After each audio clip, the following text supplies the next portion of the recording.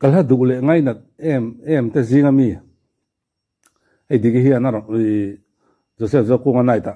aron ko vara aron sa nal helai anal katia tin ko var ne an oma to a malama po ron sa an tam to a maro chu kan ti tiang digi hi e chon ka thin lung chuan digi hi asanal berremo tin i kada a azai thathina ni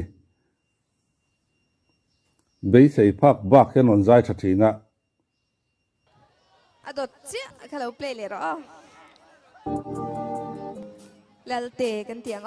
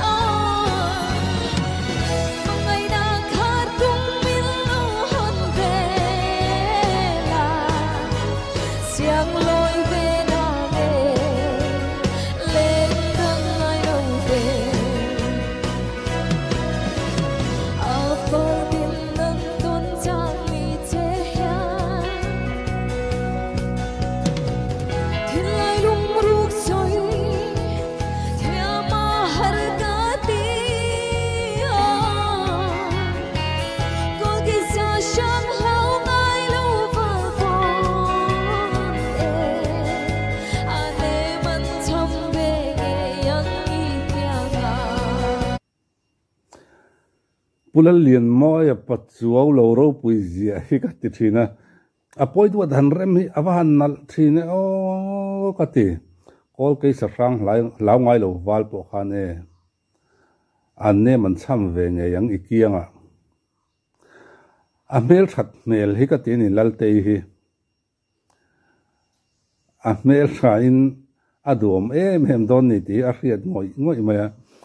mi rau rum lutuk mi huai sen nga không ai sakai chu tia chăm pui này nó lụt chịu mấy thìn sát mía mấy thìn nó tiền khó pa mi huai sen po khan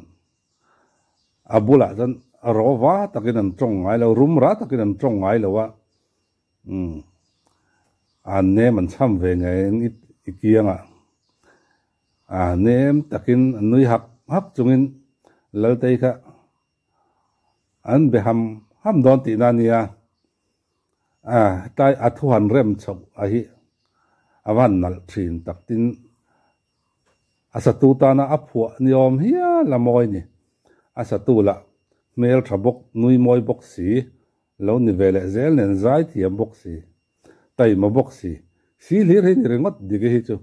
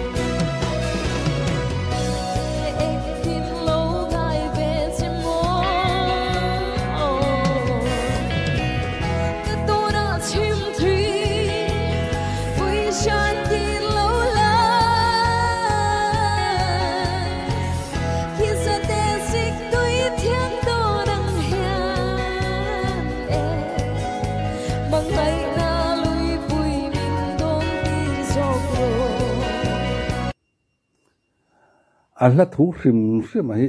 reaction hi cha có mà sẽ còn về đó tôi đón lúc đó ở hạt bay pula liền moi là hậu em mi apoi tu kan rem nal dan te le hetiang hawa hi lar ek vak chin in ga khia a ran pa in video ran pa lakin